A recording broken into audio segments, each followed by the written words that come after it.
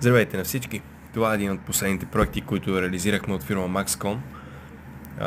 Контейнер с размери 7 на 3, с две отделни помещения, специално създаден за офис. Както виждате, спецификите на този контейнер са: първо, че той е изцяло в цвят антрацит, по желание на нашия клиент.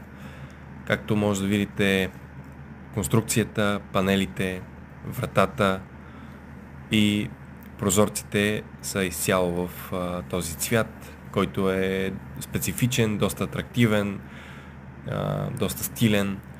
Ралът е 7016, това е познатата номенклатура в практиката.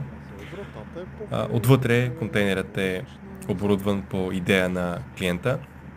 Той ще се ползва за офис. Както може да видите, той вече е оборудван с бюра, столове, вече има и принтер.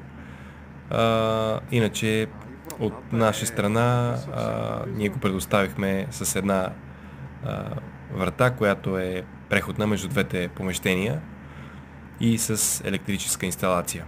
Подът е метална конструкция, фиброциментови плоскости и балатум.